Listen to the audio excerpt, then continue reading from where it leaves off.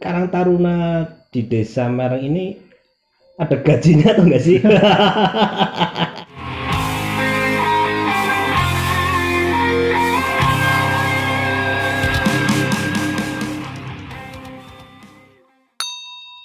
Assalamualaikum warahmatullahi wabarakatuh. Selamat datang di channel Fajar Muda TV. Apa kabar sahabat Karang Taruna semua dimanapun Anda berada? Semoga Anda semua dalam keadaan sehat walafiat, tidak kurang suatu apapun. Acara ini adalah acara perdana di Fajar Muda TV. Ini merupakan salah satu program di Fajar Muda TV yang kami namakan Taruna Podcast. Baik sahabat semua, untuk mengawali podcast yang pertama telah hadir tamu spesial, yaitu orang nomor 2 di Desa Mereng, Bapak Puput Irwan Budi Santoso.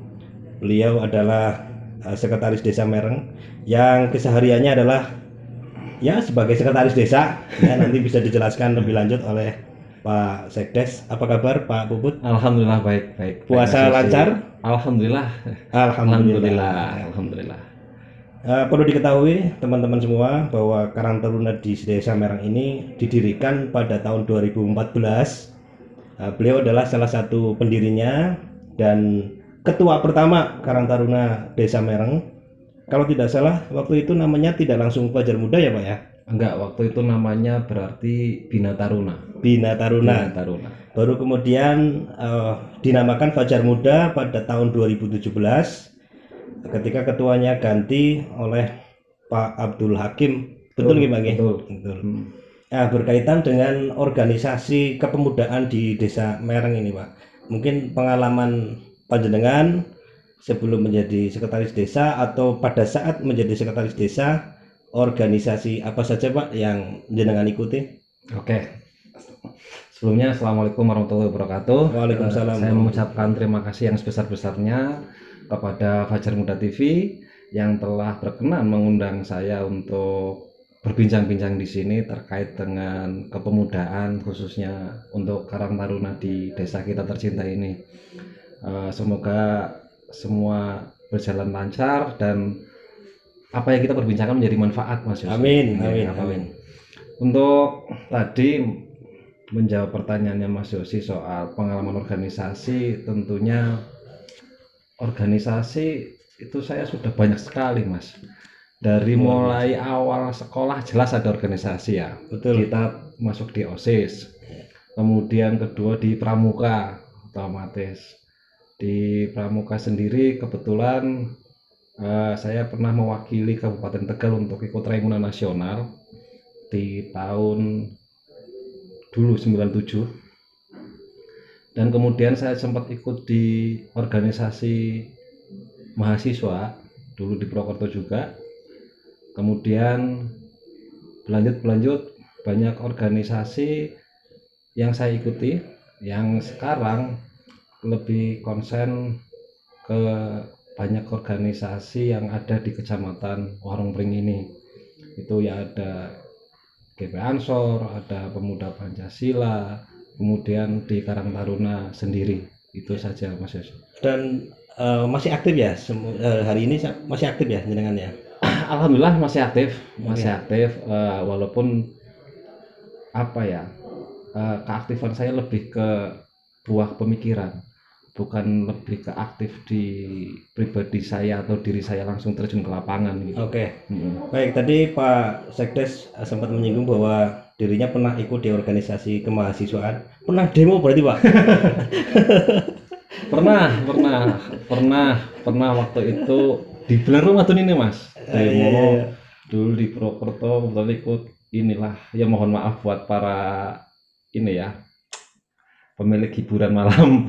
Sempat itu hanya soal penutup atau pembatasan jam malam untuk hiburan di Purwokerto itu.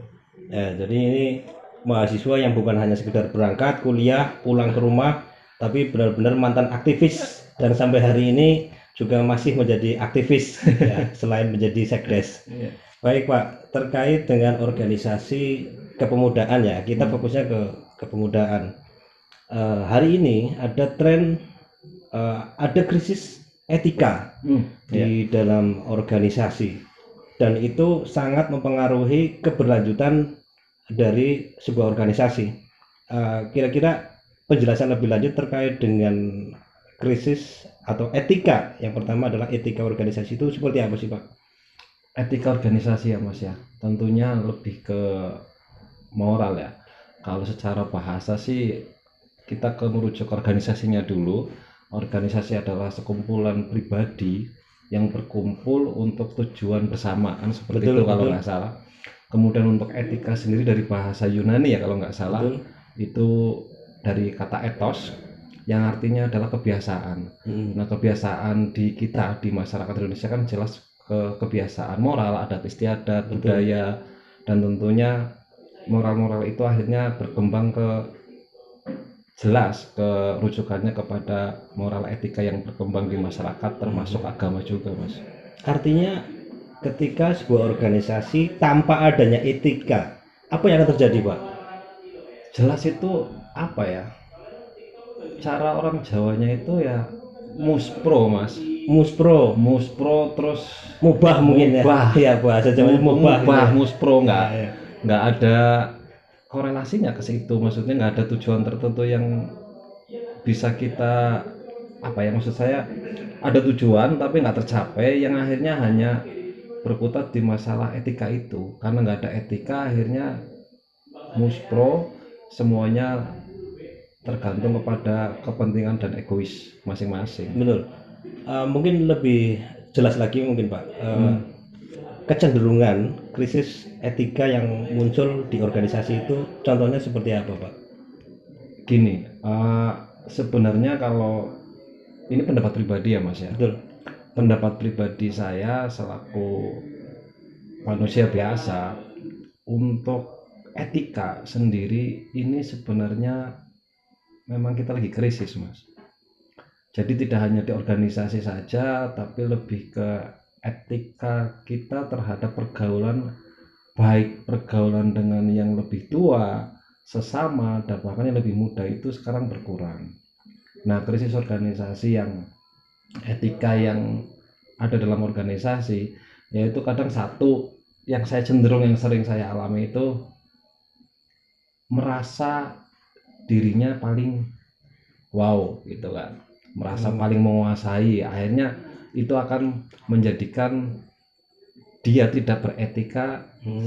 Etika profesionalismenya ada, dia bisa menjalankan tugasnya dengan baik, tapi etikanya nggak ada, sama saja itu akan menimbulkan ketersinggungan terhadap anggota-anggota yang lain, bahkan bisa menimbulkan ketersinggungan terhadap pimpinan itu sendiri. Artinya ketika ada krisis etika di dalam sebuah organisasi, maka dampaknya terhadap hubungan antar personal gitu ya. Betul, ya, Mungkin hubungan lebih tepat antar seperti itu ya.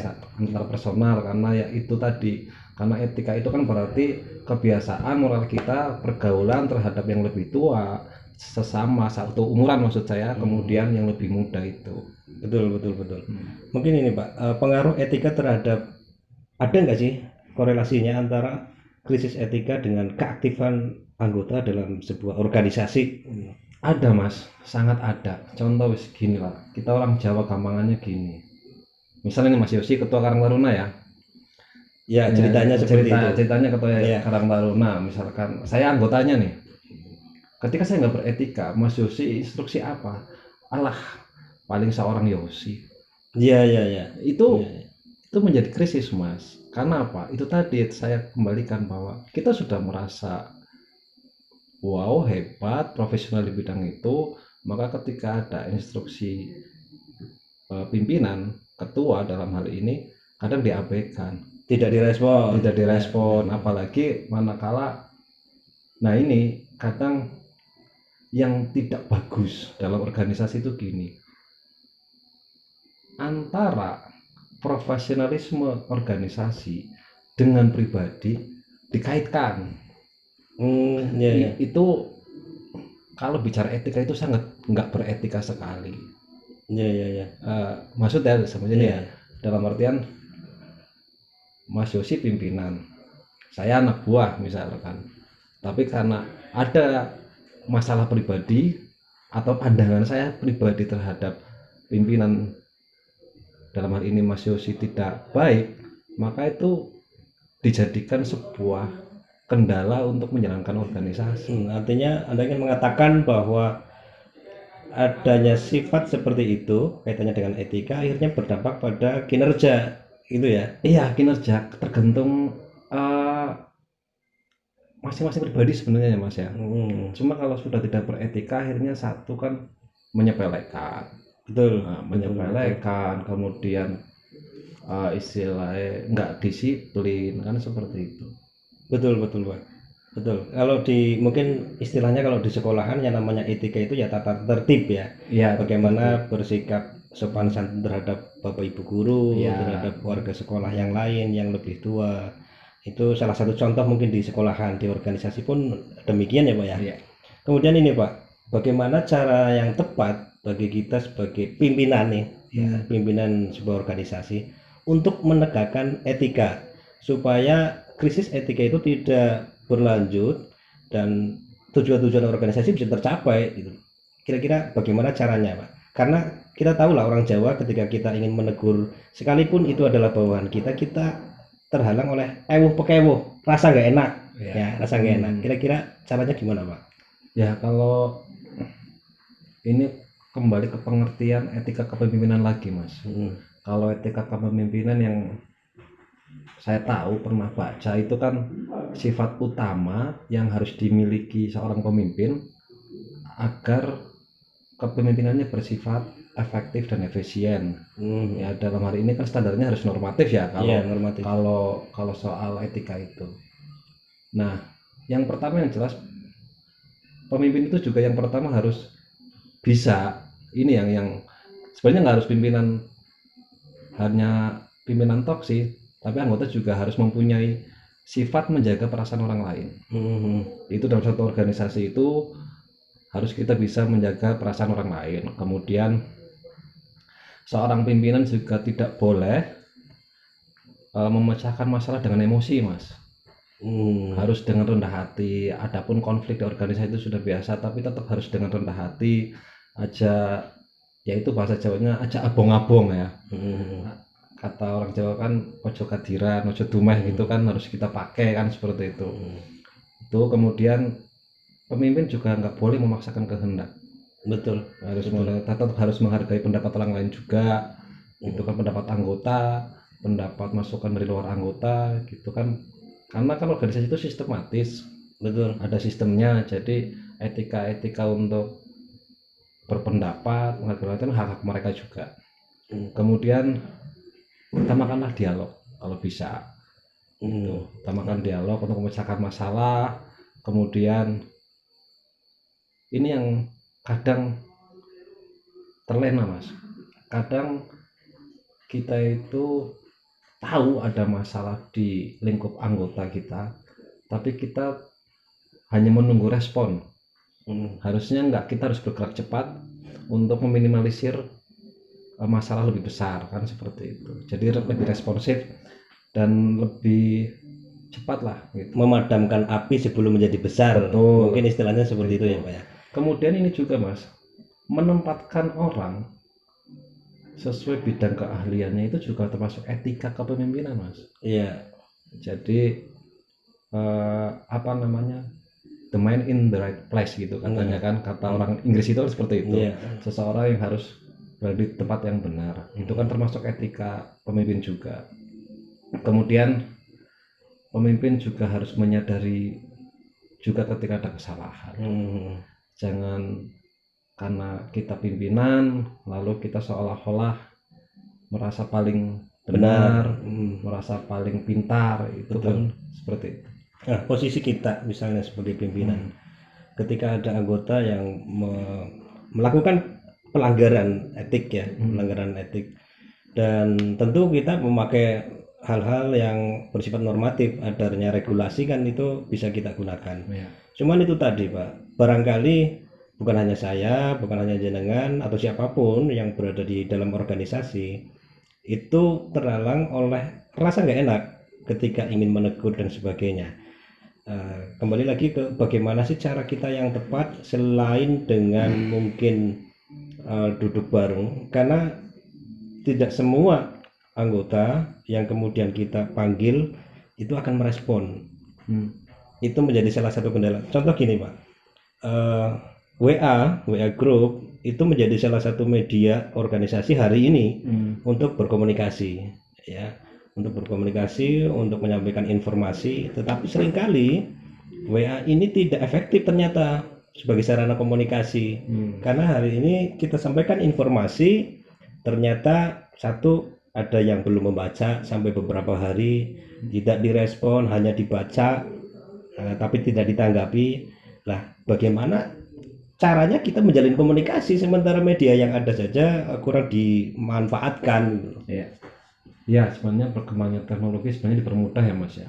Harusnya, Harusnya ya, dipermudah. Terus istilahnya gini, saya harap sih semua anggota organisasi apapun, kalau sudah ada media komunikasi seperti WA, Telegram dan sebagainya, ketika ada undangan atau apapun ya harusnya berangkat.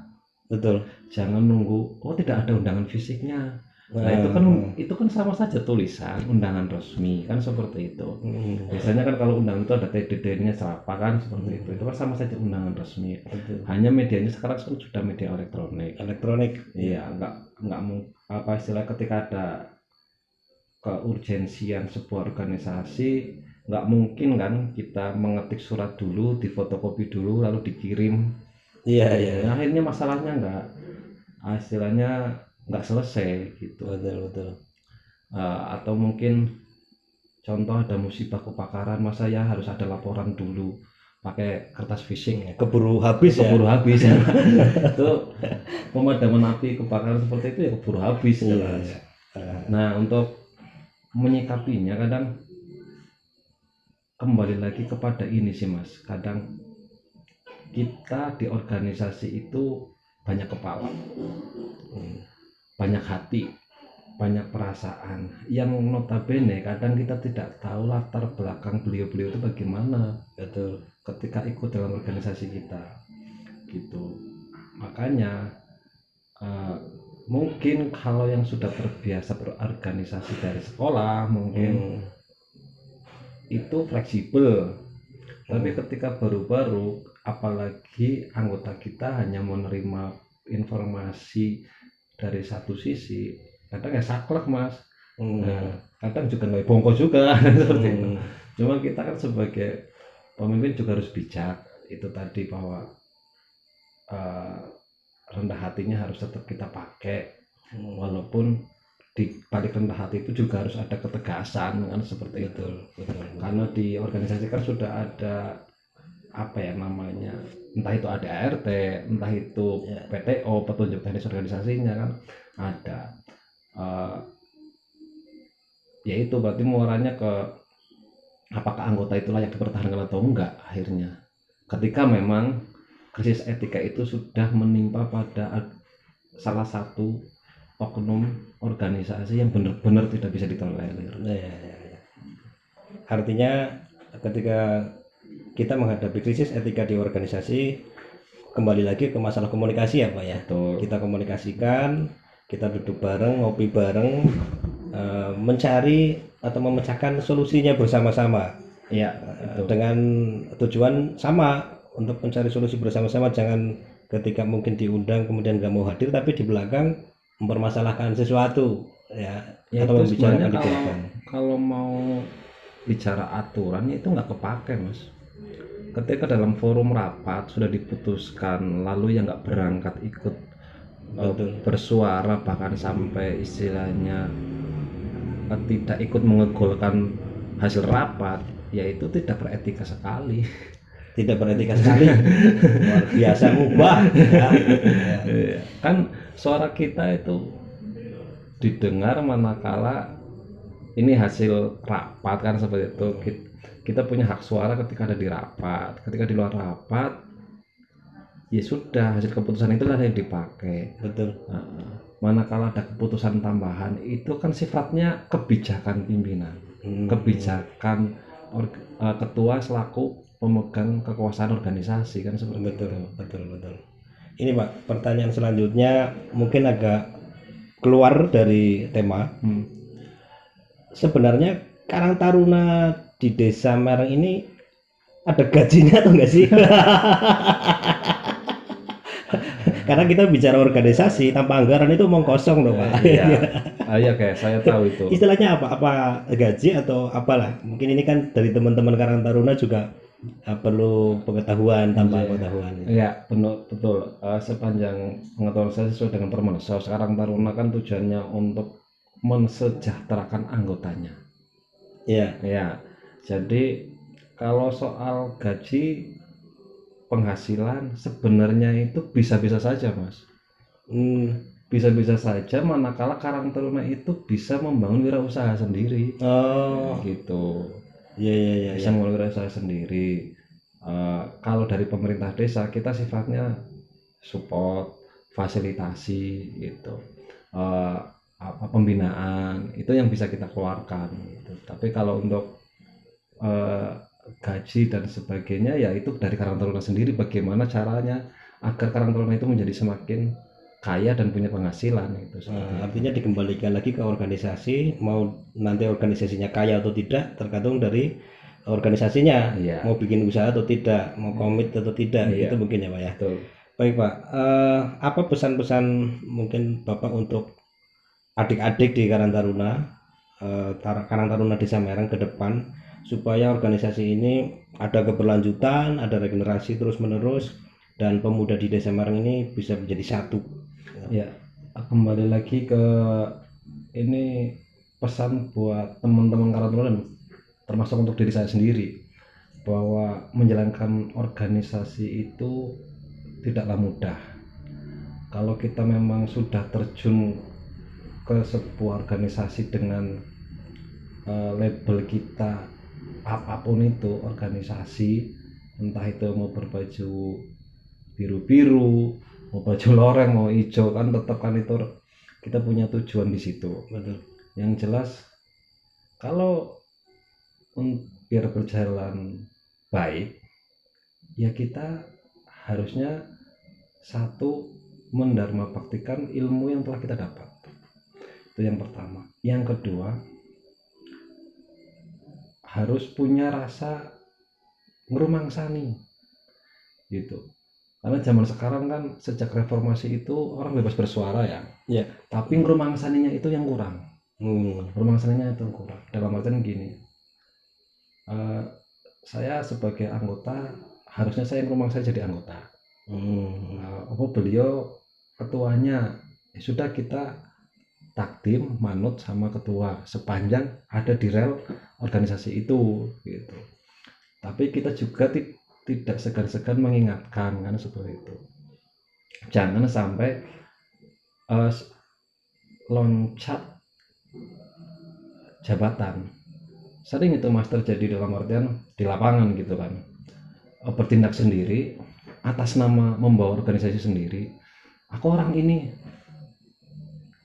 yang sayangnya kadang dibuat untuk tujuan-tujuan yang nggak baik. Tujuan pribadi mungkin. Tujuan pribadi itu kan kadang malah ketuanya nggak tahu sama sekali. Itu kan itu tadi bahwasanya pelajaran kita malam ini secara etika ya nggak ada etikanya sama sekali. Nggak ada etikanya sama sekali.